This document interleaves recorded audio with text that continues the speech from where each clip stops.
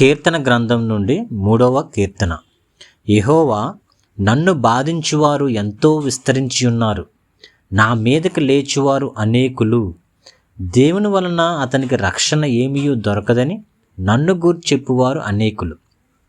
అబ్షలోము తన కుమారుని ఎదుటి నుండి పారిపోయినప్పుడు దావీదు రచించిన కీర్తన ఈ 3వ కీర్తన.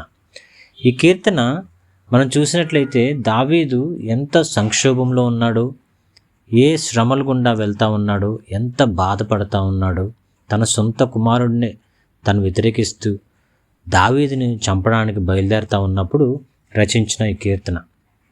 రాజ్యాన్ని వదిలివేసి సింహాసనాన్ని విడిచిపెట్టి అబ్షలోముకి దొరకకుండా అరణ్యంలోకి పారిపోతున్నాడు దావీదు. దేవుని వల్ల అతనికి ఏమీ సహాయం దొరకదని చుట్టూ ఉన్నవారు అంటున్నారు. ఒక పక్క సొంత కుమారుడు వల్ల బాధ, తండ్రికి ఉండే బాధ, తర్వాత చుట్టూ ఉన్న మనుషులు దావీదుని నిందిస్తూ ఉన్నారు. దేవుడు దావీదుని వదిలిపెట్టేశాడు, దేవుడి దగ్గర నుంచి దావీదుకి రక్షణ దొరకదు అని బాధపడతా ఉన్నారు. ఆ మాటలు వింటా ఉన్నాడు. మనుషులు నాకు దూరం అయిపోయినా పర్వాలేదు, కానీ దేవుడు కూడా వదిలేశాడు అని ఆ మాట విన్నప్పుడు దావీదుకి చాలా బాధ కలిగించింది. ఎప్పుడు చూసినా ప్రార్థన, ఎప్పుడూ బైబిల్ చదువుతారు, ప్రతి ఆదివారం చర్చికి వెళ్తారు, మరెందుకు నీకు జవాబు రావడం లేదు? మరెందుకు నీకు అనారోగ్యం తగ్గడం లేదు? మరెందుకు నువ్వు ఫెయిల్ అయిపోయావు? ఎందుకు మరి నీ దేవుడు నిన్ను విడిచిపెట్టేశాడేమో, దేవుడు నీకు అసలు ప్రార్థనే ఆలకించట్లేదేమో, ఎప్పుడు చూసినా ఉపవాసం అంటావు, ప్రార్థనలు అంటావు, కానీ మన జీవితం మారడం లేదేంటి? అదే దేవుడు నిన్ను విడిచిపెట్టేశాడేమో అని ఎవరైనా అంటే ఎంత బాధ ఉంటుంది మనకి. అటువంటి బాధల గుండా దావీదు వెళ్తూ ఉన్నాడు. మనల్ని మనం పరీక్షించుకోవాలనిపిస్తూ ఉంటుంది. 2 సమూయేలు గ్రంథం 15వ అధ్యాయం 12వ వచనం మనం చూసినప్పుడు అబ్షలోము ఏ విధంగా దావీదుకి వ్యతిరేకంగా ఒక సైన్యాన్ని సమకూర్చుకొని దావీదుని కడముట్టించాలని హెబ్రోన్లో తనకు తానే పట్టాభిషేకం చేసుకుని రాజుగా ప్రకటించుకొని రాజ్యమంతా కూడా అన్ని నలుమూలల న్యూస్ స్ప్రెడ్ చేస్తాడు. రాజుగా అబ్షలోము ప్రకటించుకుంటాడు. ఇదంతా అందరికీ తెలిసిపోతుంది. తర్వాత నెక్స్ట్ ఏంటంటే తండ్రిని చంపడానికి బయలుదేరుతాడు. ఇదంతా కూడా మనం 2 సమూయేలు గ్రంథం 16 అధ్యాయంలో కూడా చూడవచ్చు. ఎప్పుడైతే దావీదు అబ్షలోము నుంచి పారిపోతూ ఉన్నప్పుడు మధ్యలో షిమి అనే ఒక వ్యక్తి ఎదురవుతాడు. ఆ షిమి చాలా దారుణంగా దుర్మార్గుడా, నరహంతుడా అని చెప్పి దావీదుని తిడతా ఉంటాడు. చీచీ పో, నువ్వు సౌలు నుంచి తన రాజ్యాన్ని నువ్వు తీసుకున్నావు కాబట్టి నీకు ఈ శిక్ష నీకు దేవుడు ఇచ్చాడు. దేవుడు నీ కుట్ర నీ మీదకే తీసుకుని వచ్చాడు. నువ్వు సౌలు నుంచి రాజ్యాన్ని తీసుకున్నావు. అసలు నిజం చెప్పాలంటే సౌలు నుంచి దావీదు రాజ్యాన్ని తీసుకోలేదు. సౌలు చంపబడ్డాడు.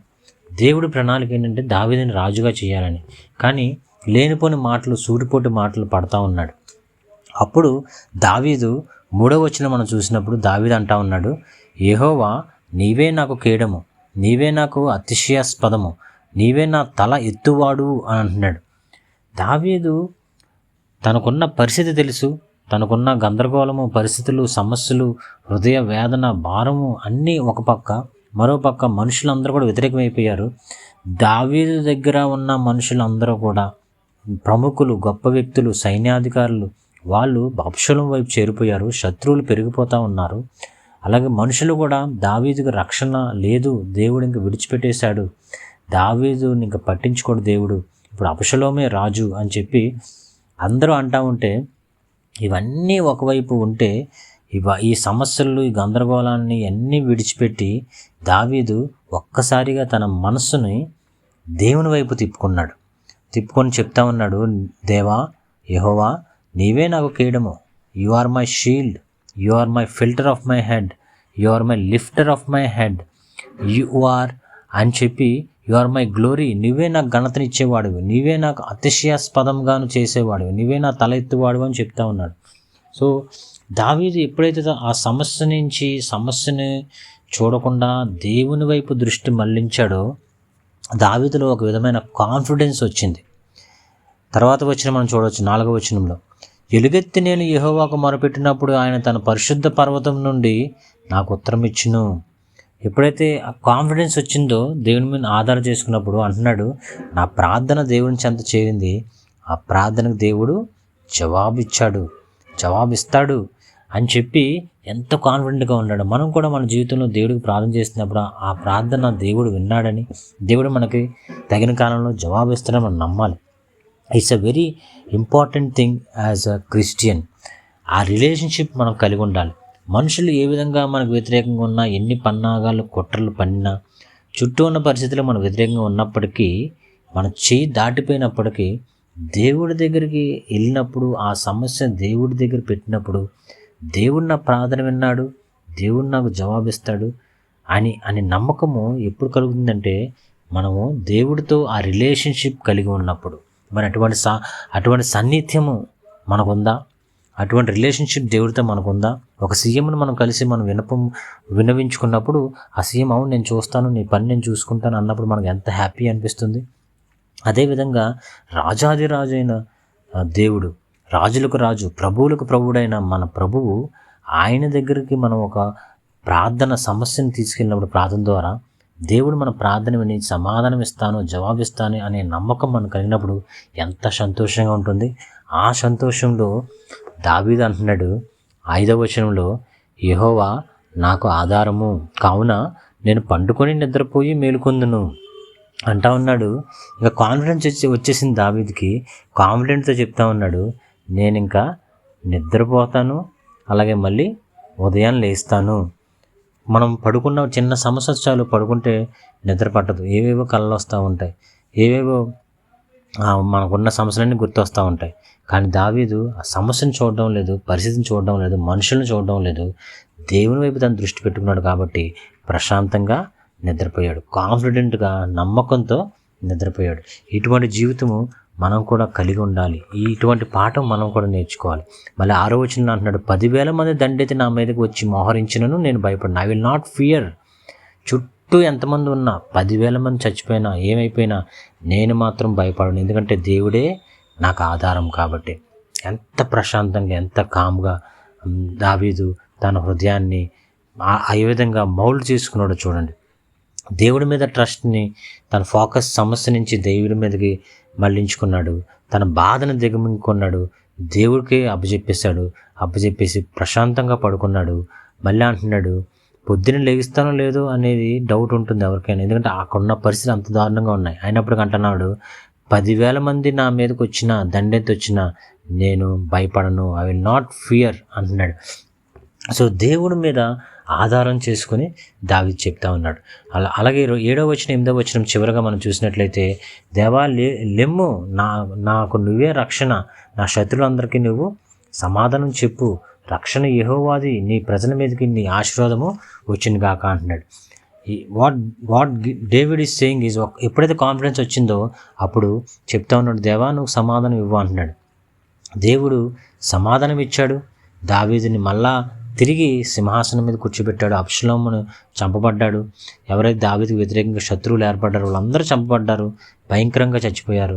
తర్వాత దావీదు రాజుగా మళ్ళీ యెరూషలేము వచ్చి అక్కడ రాజుగా పరిపాలన చేశాడు. 40 సంవత్సరాలు పరిపాలన చేయగలిగాడు దేవుని కృపను బట్టి. రక్షణ యెహోవాది అని నమ్మాడు దావీదు. అలాగే దావీదు చేసిన మరొక మంచి పని ఏంటంటే, అంత సమస్యలో ఉన్న, అంత బాధలో కష్టంలో ఉన్నప్పటికీ, తను చచ్చిపోతాను అనే పరిస్థితిలో ఉన్నప్పటికీ దావీదు చేసిన మంచి పని అంటే, దేవుడికి నీ ప్రజల మీదకి నీ ఆశీర్వాదం వచ్చిన తన ప్రజల కోసం తను ప్రార్థన చేస్తా ఉన్నాడు. ఈ పాఠం మనం కూడా నేర్చుకోవాలి. ఏంటంటే, మనం మన కోసం ప్రార్థన చేసుకున్నాడు, ఇతరుల కోసం కూడా మనం ప్రార్థన చేయాలి.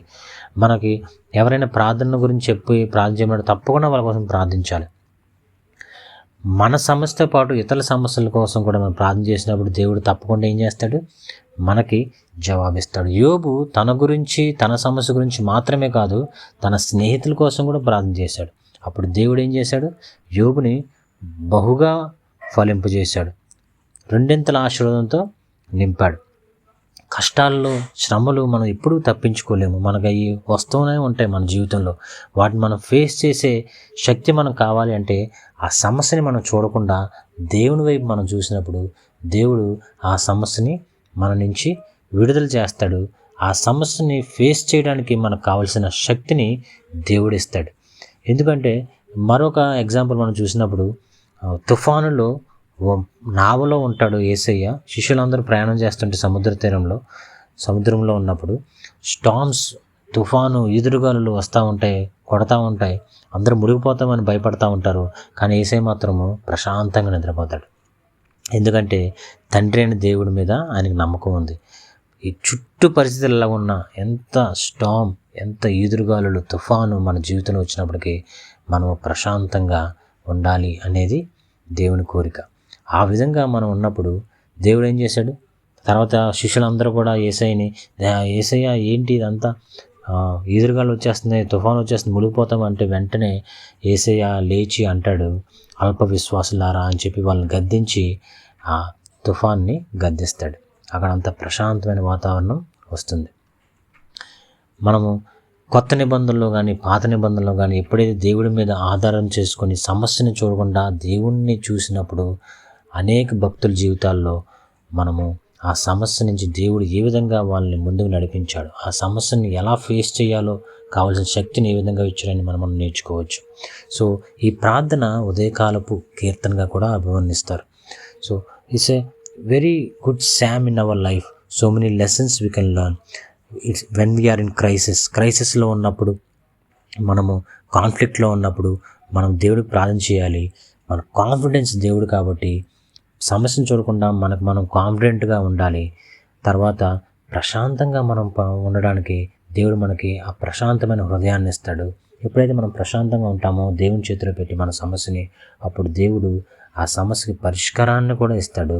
పరిష్కారం ఇచ్చినప్పుడు మనము మన కోసమే కాకుండా ఇతరుల కోసం కూడా దేవుడికి ప్రార్థించినప్పుడు దేవుడు ఇంకా అనేకమైన ఆశీర్వాదాలతో మనల్ని నింపుతాడు.